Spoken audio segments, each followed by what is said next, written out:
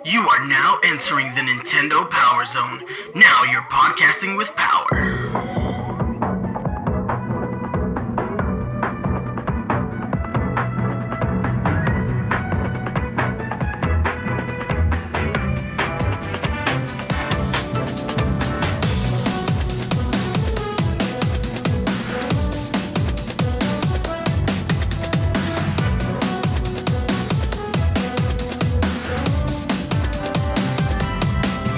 Welcome to the Nintendo Power Zone. Guys, it's your boy, Nice1983, and we're going to do something that we haven't ever done before on this channel. We're going to do a breakdown video for a piece of hardware. I'm going solo today. Mario After Party is indisposed right now, but we wanted to do this because we want to talk about this on the main show, but we don't want to talk about it in a lot of depth. So what we decided was that one of us would sit here and do a breakdown on this product. So what I'm going to do today is I'm going to break down the brand new 2DS XL. I'm going to talk about the things I like about it, the things I don't like about it. We're going to break down the specs as much as we can, and it should be a fun video. I mean, this was an announcement straight out of left field. I don't think anybody expected it. So let's just go ahead. I'm going to jump right into my talking points, and obviously the first talking point we have is that this was a surprise announcement. Yesterday, Nintendo had their financial briefing, and normally during the financial briefings, there's always like a couple of tidbits that come out. This is where we learned about Amiibo and the NX. These were the first times we heard about these products were at these financial briefings, and now this financial briefing was a little bit different. No information about a 2DS XL was present during that financial briefing. So if you took it at face value, you just see that the Switch is doing remarkably well in its first month, and not much was said about the DS family line. Here at 9:30 p.m. Eastern Standard Time, check my YouTube page, and I've got a notification from Nintendo announcing a 2DS XL. And my immediate first thought was, this is an April Fool's joke. There's no way this is real. This cannot be real.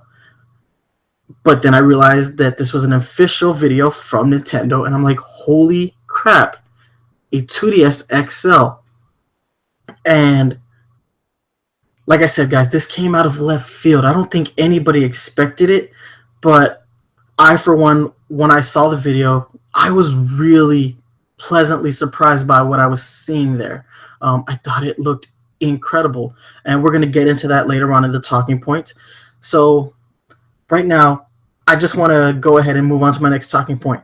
During the holiday season, there were rumors that the 2DS, the standard 2DS, had been discontinued. They were no longer making it. Nintendo did go out right and say that the 2DS was not discontinued, but for people who were looking for DSs during the holiday season, especially from November 18th onwards, they were having trouble finding them. And I had a couple friends who were looking for 2DSs, and they just could not find one. And this was like a hunt. Now, the 2DS, obviously being priced at $79.99, is always going to be a great holiday item. And this year, it was one of Nintendo's many failures as far as stock is concerned. This, along with the NES Classic, but we've talked about that to death, so we don't have to talk about the NES Classic right now. But what we do want to talk about is it was hard to find a 2DS, very hard, and it makes me think that Nintendo may not have discontinued the 2DS during that time frame, but they definitely slowed production down on the standard model, and it's clearly because they had something up their sleeve. And this 2DS XL is the proof. They had something up their sleeve. So let's go ahead and talk about the design right quick, because I love this. I love this design. It is one of Nintendo's sleekest redesigns, and not for nothing, a lot of people levied a lot of complaints against the original 2DS. I mean, they called it the doorstop. They called it ugly. I mean, Visually, I can admit I had a 2DS at one point. Um, I bought it during Pokemon X and Y's initial release because I didn't have a DS at the time. I had sold mine, and I wanted to get a DS so I could play Pokemon X and Y. And the 2DS was the cheapest option, and I really didn't need the 3D for that game. I mean, even Pokemon Company doesn't mess with 3D in those games anymore, as shown by Pokemon Sun and Moon. They don't use the 3D, but I bought the 2DS XL. I bought the standard 2DS, and visually it's not that appealing. But one thing I do think they got right was that device was very sturdy. Without the clamshells, without the hinges, it was very sturdy, and the form factor, it felt nice in your hands. I thought that was one of the greatest things about this console, is that it felt really good in your hands. So what I like about the design for this model is they've gone back to the clamshell design. Now, because it's a clamshell, it's not going to have that nice form factor. It's not going to feel as nice as the standard 2DS felt, but you're going to have about the same level of comfort if you had a standard Nintendo 3DS.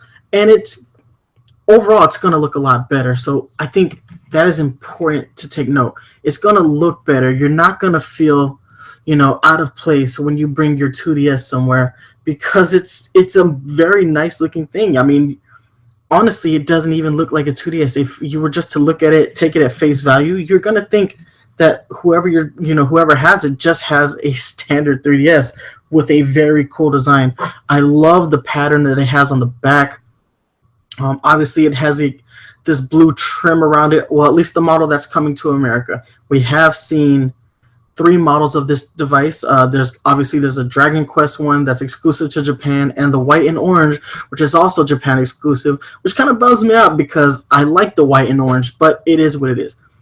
But the form factor is nice. I really, really like it. It is sleeker than a brand new 3DS, and that's kind of important to make note of. I mean, this is a 2DS, but they've gone ahead and made some nice changes to it that make it look a lot better than the brand new 3DS. And I like that.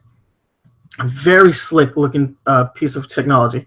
Now, obviously, we have our standard circle pad. We have our D-pad. The home button has been moved from the bottom of the screen over to the left-hand side of the screen. Then you got your C nub, or your C stick is what Nintendo calls it. I call it the C nub because that's all it is. It's a nub, and it looks great. The camera has been moved right to the hinge, just like on a standard new 3DS, like that. The screens are large because this is an XL. So we got these nice screens. But I think the thing that stands out most when you have this thing open are the blue. It's the blue D-pad and buttons. Love it when Nintendo has colored buttons on their console. It's always awesome. And honestly, it makes this version look a little bit more child-friendly. It really does. The cool thing about this, though, is that you now got your ZR and your ZL buttons, which is very nice to have because the 2DS did not have that, but it did have those elongated L&R buttons, which were really comfortable on the standard 2DS. I'm going to miss those. I always thought it had better triggers than, the 3DS, but even the L&R buttons are not the same as they are on the 3DS. They look better here. They're a little bit longer. I can't wait to touch this device because I really want to know how it feels. I do know that it's a little bit smaller as far as its form factor than a new 3DS, but screen size is exactly the same. You're not losing screen size. That's important to note because it's always crazy when you lose screen size and they want to advertise it as an XL model. So yeah, looking at it, it's still, the upper screen is still 4.88 inches on both the new 2DS XL and the new 3DS XL. Now, there are a few changes here as far as what the graphics can display. The new 2DS XL is capable of displaying approximately 16.77 million colors at 400 by 200 pixel resolution. Now, on the 3DS, the new 3DS, it is capable of displaying approximately 16.77 million colors at 800 by 240 pixels, 400 pixels per eye when you're using the 3D feature. So it's important to note that the new 3DS is still slightly more powerful than the new 2DS XL. Something that we should all keep in mind. I mean, granted, the 2DS and the 3DS are not like powerful machines. This is not a big deal at all, guys. If you can tell the difference between these two screens, I don't believe you. I'm going to call you a liar because I will not believe you. Moving on to the form factor, they took the speakers and they moved them to the bottom of the console so they're not in the upper screen like on the new 3DS XL. I think that's important. I didn't like the fact that the speakers were visible. Now, granted, it's not that big of a deal, but I think that it's nice that the speakers are hidden, very slick. Loving the design of this. It looks really, really good. Still got the tech specs open. So, right here, this is what's important, guys. I said the dimensions were smaller on the new 2DS XL when compared to the new 3DS XL. So the new 2DS XL is 6.4 inches by 6.3 inches by 0.8 inches. The new 3DS XL is 6.78 inches by 6.3 inches by 0.8 inches. So it's centimeters smaller. So all in all, I'm really liking the way the new 2DS looks, and I'm liking, the sleekness of it. I think it looks amazing. It is so much better than I expected of a 2DS redesign. I honestly thought if they ever did an XL version of the 2DS, it would literally just be that tablet form factor that they've continued to, push to the younger audience. And now that's the other thing I really like about this. I said it earlier that this device looks so good. It looks like a 3DS redesign, not a 2DS redesign. And I think that's important. Like I said, this isn't going to alienate people. Nobody's going to be like, oh, you're poor. Or, they're not going to make fun of you for having the 2DS doorstop. This is very cool. I love this redesign. I want to talk about what comes in the packaging. So for all my people who bought a new Nintendo 3DS XL, you know that you had to buy an AC adapter separate. Nintendo said that was to cut costs. It was a way to cut costs and put them onto the consumer. Not one of Nintendo's brightest moments. I really was upset by having to buy an AC adapter when I bought my new 3DS XL. But it is what it is. You're getting one with the new 2DS XL. And that's important. Very important because, you got to have a way to charge the console. And what's really cool about it is having this in the packaging and still being able to sell it at the reduced cost. It kind of makes me question whether or not it was a cost-cutting measure for Nintendo to really not package that AC adapter, or as if they were just trying to get that extra guap. It is what it is. They're going to have to get those sales. Moving on, this one's big. This one's very big. They changed the memory card format. So the 2DS, the standard model, used a standard SD card. The 2DS XL has moved to a micro SD card. Very, very important. Very important because if you're going to be transferring any data from your standard 2DS to your new 2DS XL, I don't know what the workaround is going to be because you won't be able to transfer your memory card, and I think that's an important part of the transfer process. It is for the Wii U when you transferred your memory from the Wii to the Wii U, but if it's the same, this is a huge hurdle. I know people who will be upgrading from a standard 2DS to this new 2DS XL, and I'm just wondering what's going to happen when they do the data transfer, because that's a change in memory, and if all your games are stored onto your SD card, what happens there? I have no idea. I don't know what the workaround is going to be. Most likely, I would assume you're going to have to find a way to plug it into a computer and transfer all that data manually. But damn it, that would suck, right? That's a huge missed opportunity.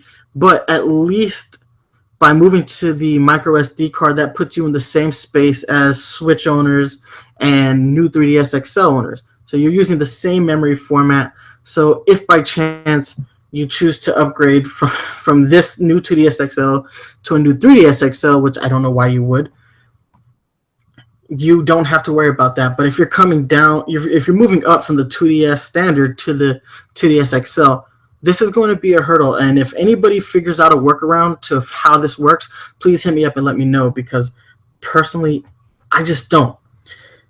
So we've tackled some of the hardware specs. We've talked about the design a little bit. Let's talk about some of the functionality. So this being the new 2DS XL, it has the NFC reader. So Amiibo support built right into the device. Now, this is one of my favorite features. I love Amiibo. I have so many. And I think it's important that if Nintendo is going to keep pushing Amiibo, they're going to have to make sure all their devices are functional with Amiibo right out of the box. They have rectified this. No more hockey puck, guys. This device has the Amiibo support built right in. I love that. So very cool. Moving on, let's go ahead and let's talk about the price point, because this one's important. So they announced the price point at $149.99. So that is $50 cheaper than a brand new Nintendo 3DS XL, and it's about double the price of the standard Nintendo 2DS at $79.99. Now, this is a good middle ground, I believe. I think this is the right price point. $149.99 is perfect. What I think is great about the price points is that this is Nintendo separating the market. Not really segmenting, but separating. They're letting you know that when you pay $300 for a Nintendo Switch, you're paying $300 for their premier handheld console. That is their top of the line handheld that becomes a console. And if you buy a 2DS XL, they're letting you know, hey, this is a great console with a great library of video games, but it isn't our premier console. It's just letting you know that there are two separate markets for Nintendo. This is Nintendo showcasing that, yes, they may technically have two separate kind of handhelds in the market, but they're letting you know that there is a huge variation between the two, and I think the price point says that very well. You're paying double the amount for a Switch than you are for a new 2DS XL. And what I like about that price point, again, is that it's letting you know that this model is a huge step up to our 2DS model, which is $79.99. And this is a great thing. So let's say you have like a 10 or 11, a child anywhere between 10 through 12. I think the new 2DS XL is going to be the device you want to get for them. You got to assume that because it's a clamshell, it's going to be a little less durable than the 2DS XL, but it's going to look cool. And if you have kids who are, younger than 10 years old, you're probably going to want to get them the standard 2DS model at $79.99, because that model is really built to take a beating. It truly is. I mean, I can't tell you how many times I dropped that 2DS XL and was surprised to never see a scratch on it. Very awesome. And it's, like I said, these separations between Nintendo's market, they're very good for the consumer, and it kind of ages up. So like I said, with the 2DS standard version, you have your youngest demographic. With the 2DS XL and the 3DS XL, you're moving into like that middle demographic, like that younger. They're still younger, but they're not quite teenagers demographic, and up to adults, because I know a lot of adults that have 3DSs. There's a very large demographic there. And then you have your Nintendo Switch, which Nintendo has kind of positioned that as their adult-oriented console. I mean, granted, the titles that have been announced for the Switch aren't necessarily adult titles. I mean, we do have a few mature games on the horizon, Payday 2, but the way they've marketed it is this is the millennials console. Like, people who are in their early to early 20s to early 30s. That demographic, that's how they've positioned the Nintendo Switch. So all these different versions of their handhelds are being kind of positioned to age up, and I think that's very, very awesome. All right, so guys, moving on, there are a few games that are coming out the same day as the new 2DS XL, and obviously we saw those games during the last Nintendo Direct. They were Hey Pikmin and Miitopia.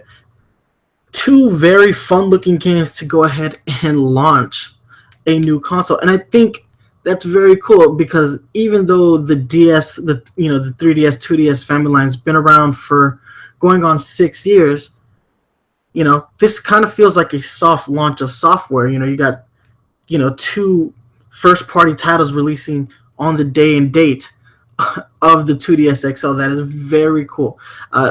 Granted, we don't know how well either of these games are going to do. I would be willing to guess that Hey Pikmin is going to do better as far as reviews than Miitopia is going to do, but these are fun-looking games. They both have they have that Nintendo quality that you kind of expect them to have, kind of like that. I think that's a very awesome little soft launch lineup for the 2DS XL. Very cool. And while we're talking about games, the eShop, which is so important to Nintendo's infrastructure, specifically the virtual console portion of that. What is exciting about the new 2DS XL is because it has the same processor that's in the new 3DS XL, is that you're finally going to be able to play Super NES games on a 2DS.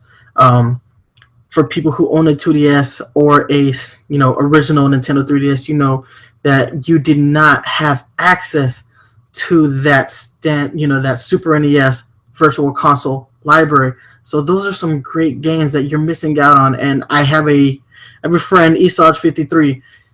He was suffering. He got a 2DS, and every time he checks the eShop and he sees those Super NES games, and knowing that he can't buy them, that kind of hurts his soul.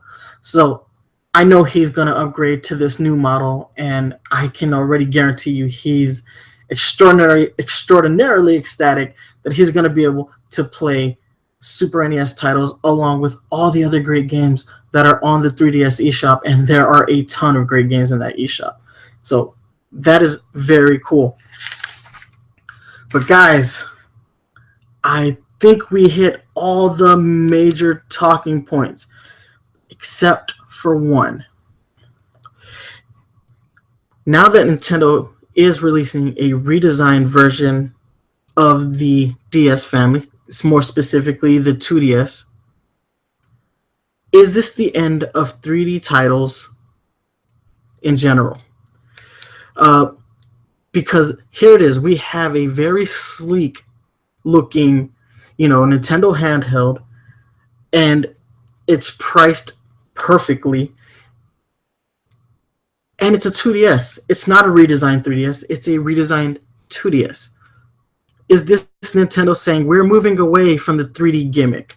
Now, personally, I don't believe that 3D was a gimmick on the 3DS.